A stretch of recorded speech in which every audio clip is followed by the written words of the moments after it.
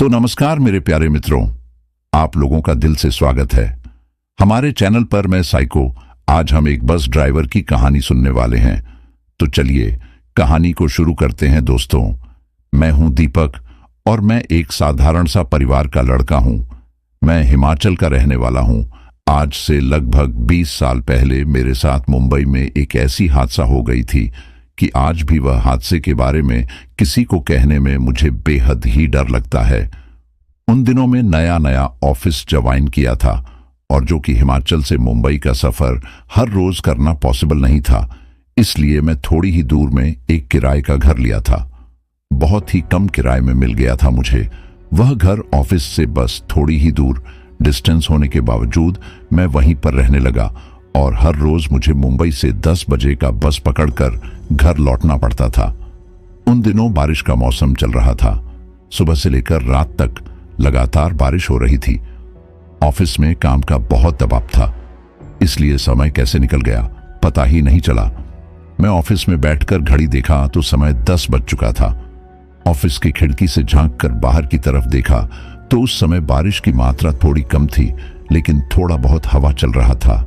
मैं बॉस से बात करके ऑफिस से निकल गया।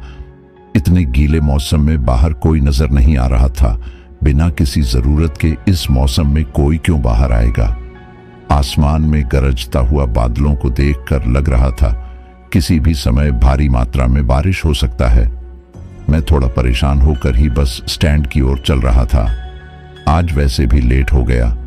पता नहीं घर जाने का बस अभी तक रुकी है या फिर चली गई है। अगर ये बस मुझे ना मिले तो फिर रात 11 बजे का लास्ट बस में ही जाना पड़ेगा और ऐसे में घर लौटने में देर हो जाएगी। सुबह उठकर फिर से जो ऑफिस आना है, यही सारी बातें सोचते हुए एक समय में बस स्टैंड पहुंचा। हल्का फुल्का बारिश की बूंदें स्नोफॉल की तरह लैंप पोस्ट की रोशनी में दिखाई दे रही थी। चारों ओर सन्नाटा छाया हुआ था। एक भी इंसान नजर नहीं आया। छोटा बड़ा जितना सारा दुकान था उस समय लगभग सब बंद पड़ा था। उस ऑफिस में काम करते हुए मुझे कभी भी यह बस स्टैंड आज जैसा इतना सुनसान कभी नहीं लगा था। पता नहीं क्यों मैं उस समय मन के अंदर एक डर महसूस कर पा रहा था। ऊपर से हवा बहने के कारण छतरी लेकर चलना मुश्किल होता जा रहा था। बस स्टैंड के चारों तरफ एक बार नजर घुमा के मैं देखा और फिर सीधा सेट के नीचे पहुंच गया। वहां पर एक बेंच था। देखा वह जगह सखी हुई थी। बिना देर किए मैं बेंच पर बैठ गया और फिर थोड़ा झुक के सिर पकड़कर नीचे की ओर देख रहा था और सोच रहा था मुझे आज 10 मिनट पहले निकल जाना चाहिए था। घर पहुंचकर इतनी रात को खाना बनाना बिल्कुल असंभव है। शायद आज रात मुझे भूखा ही रहना पड़ेगा। ऐसा ही कुछ बातें अपने मन ही मन सोच सते हुए एक समय मैं अपना सिर उठाया और सीधा होकर बैठा तो देखा मेरी लेफ्ट की ओर बेंच के बिल्कुल किनारे में एक काला चद्दर ओढ़कर एक इंसान बैठा है। उसका पूरा शरीर चद्दर से ढकी हुई थी। बस मुंह थोड़ा बाहर निकली हुई थी।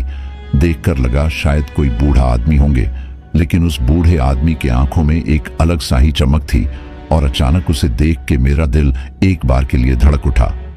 पता नहीं बिना किसी आवाज के यह बूढ़े आदमी कब और कैसे यहां आकर बैठ गया। सेट के बाहर के लंप पोस्ट से आती हुई रोशनी में मैं देखा उस बूढ़े आदमी का नजर, उसका देखने का अंदाज थोड़ा अजीब था और अगले ही पल मैंने सोचा चलो अच्छा ही हुआ, अकेले बैठना नहीं पड़ेगा। कम से कम बात करने के लिए तो कोई मिला, यही बड़ी बात है। पहले मैं ही उनसे बात करने की कोशिश की। मैं बोला, अच्छा चाचा जी, इस रूट का आखिरी बस क्या 11 बजे ही है? उससे पहले कोई बस नहीं है क्या?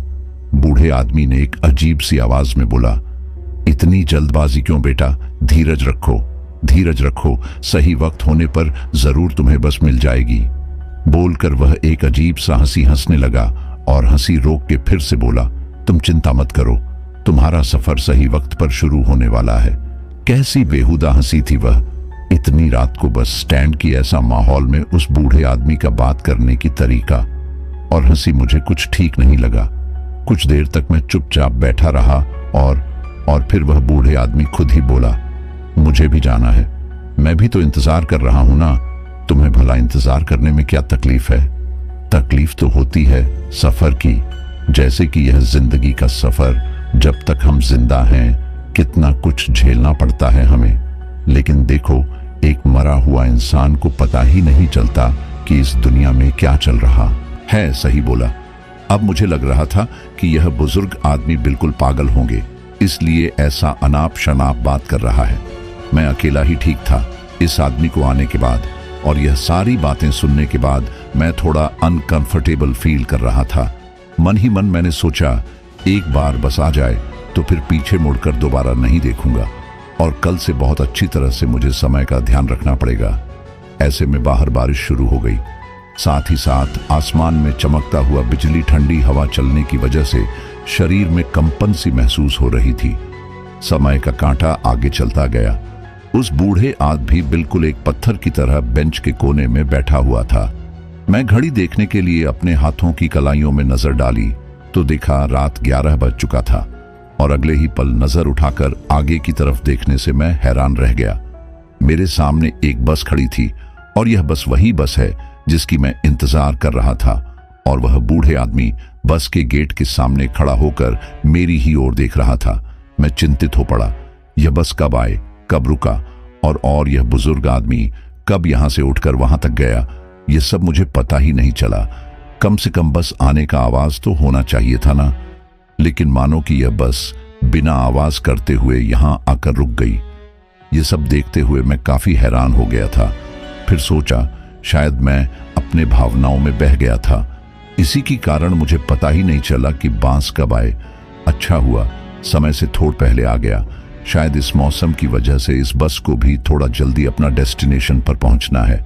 यही सोचकर मैं उठा और बस में चढ़ गया। लेकिन तब तक मुझे इस बात का जरा सा भी अंदाजा नहीं था कि मैं कितने खतरनाक सफर के लिए आगे बढ़ रहा हूं। दोस्तों, आगे दीपक के साथ क्या होने वाला है मैं आपको जरूर बताऊंगा, लेकिन बीच में आपसे बस यही निवेदन है कि आप प्लीज हमें सपोर्ट कीजिए। अगर आप हमारे साथ हैं तो हम जरूर आने वाले दिनों में और भी खौफनाक कहानियां आपको सुना पाएंगे। इसीलिए आपसे रिक्वेस्ट है, कृपया करके चैनल को सब्सक्राइब करें और आज की इस एपिसोड में अंत तक बने रहिए। आशा करता हूं आपको बेहद ही अच्छा लगेगा। तो फिर चलिए शुरू करते हैं इस कहानी के अगले हिस्से को। मेरे मन में बस एक ही ख्याल आ रहा था कि जैसे भी करके जल्दी जल्दी घर लौटना है।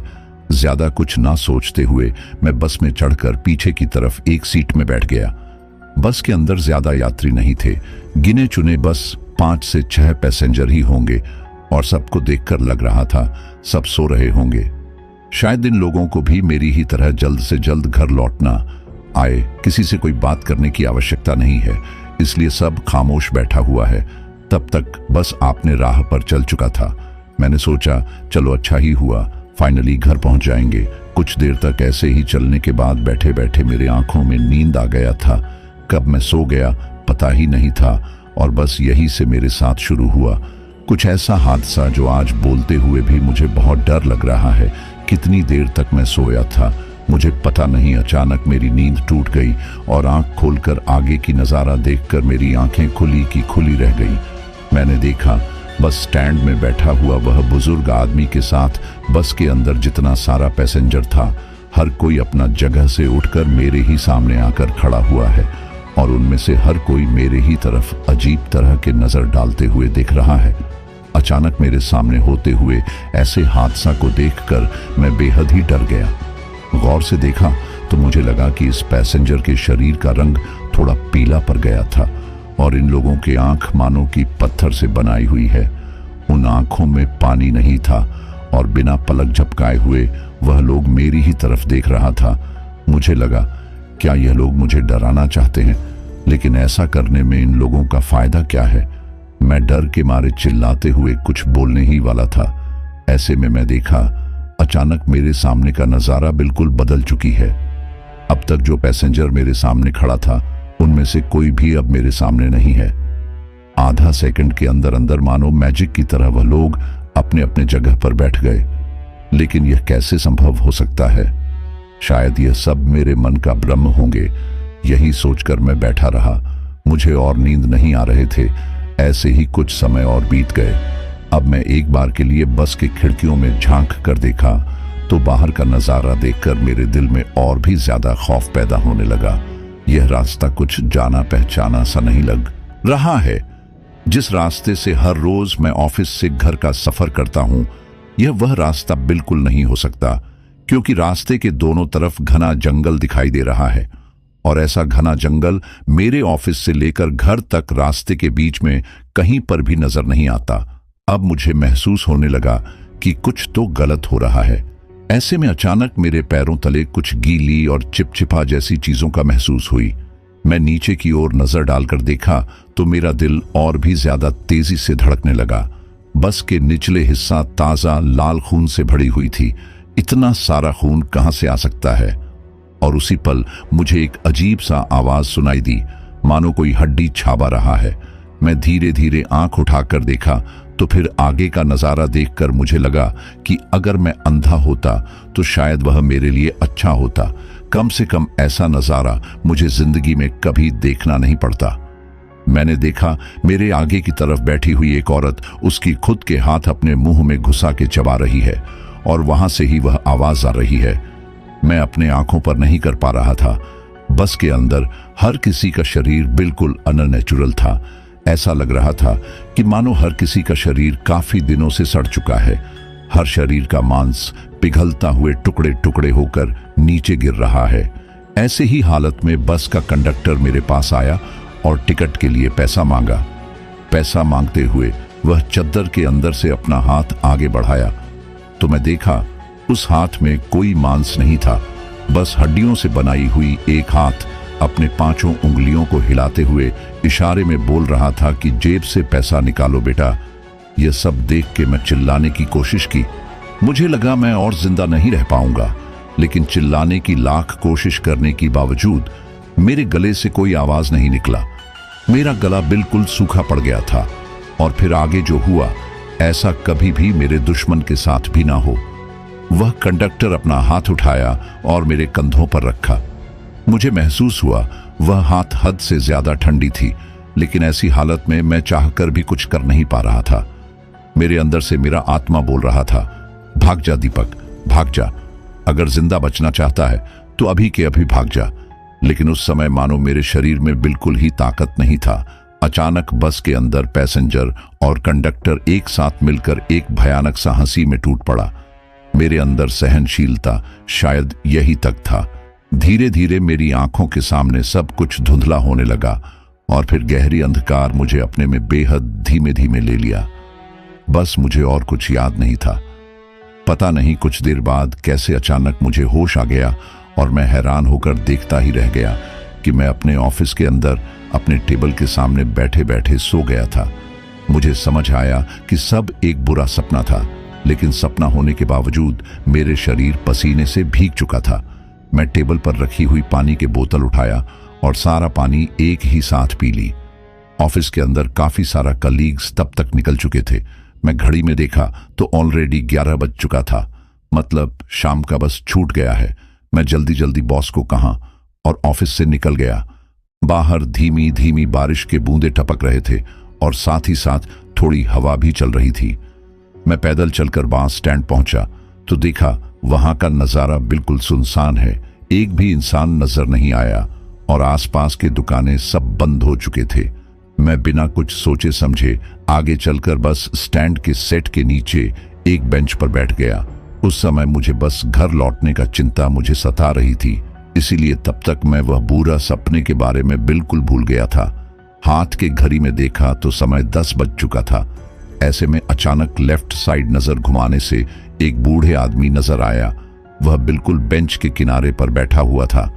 उसे देखकर मेरे रीढ़ के हड्डी में मानो एक ठंडक सी बह गई।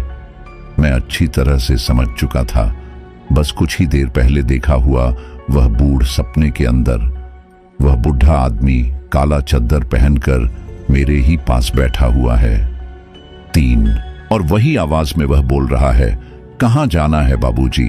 मैं भी आपकी ही तरह बस का इंतजार कर रहा हूं। आखिरी बस बोलकर वह आदमी एक अजीब तरह की हंसी से टूट पड़ा। वह हंसी इतनी खतरनाक थी जो कि अगर किसी ने सुन लिया तो उसके शरीर का खून मानो एक ही पल में पानी हो जाएगा। और यही सब देखते हुए मेरे दिमाग में तब तक वह बूढ़ा सपना किसी मूवी की तरह प्ले होने लगा। मुझे समझ आ चुका था, चाहे कुछ भी हो जाए इस बस में मुझे चढ़ना नहीं। मैं ज्यादा समय ना गवाते हुए अपना बैग उठाया और वहां से दौड़कर भागने लगा। मैं किसी भी तरफ ना देखते हुए आगे की ओर दौड़ रहा था। मेरे पीछे से वह हंसी की गूंज तब भी हवाओं में बहते हुए मेरे कानों में आ रहा था। दौड़ते दौड़ते एक समय में फिर से ऑफिस आ पहुंचा तो देखा ऑफिस तब तक बंद हो चुका था और सिक्योरिटी गार्ड गेट के सामने अपने ड्यूटी पर लगी हुई थी। मैं उसके पास कैसे भी करके पहुंचा और उसे कुछ बताने की कोशिश की, लेकिन तभी मेरे आंखों के सामने धीरे धीरे अंधेरा छा गया और मैं बेहोश हो गया। अगले ही दिन जब मेरा होश आया तो देखा मैं ऑफिस के बाहर उस सिक्योरिटी गार्ड के रहने का घर में हूं। मेरे चारों तरफ बॉस और कलीग्स मुझे घेर के रखा था। सबके मन में बहुत सारा सवाल आ रहा था, लेकिन तब मैं मेरे शरीर में काफी ज्यादा थकान सा महसूस कर रहा था और कल रात की वह सपना और फिर बस स्टैंड में हुई वह इंसिडेंट, वही सब मैं सोचते हुए अपने मन ही मन दबा के रखा, क्योंकि मुझे पता है आप लोगों की तरह वह भी मेरे बात को नहीं समझते या फिर मेरी बात पर यकीन नहीं करते। शायद यह कहानी आपको एक स्टोरी जैसा लगे, लेकिन यह घटना मेरे साथ असल जिंदगी में घट गया था। पर जिसके साथ ऐसा कुछ होता है केवल वही इस चीज को समझ पाते हैं। इसलिए यकीन करना या फिर न करना बिल्कुल आपके ऊपर है। तो दोस्तों, आपको ये कहानी कैसी लगी कमेंट करके जरूर बताएं। धन्यवाद।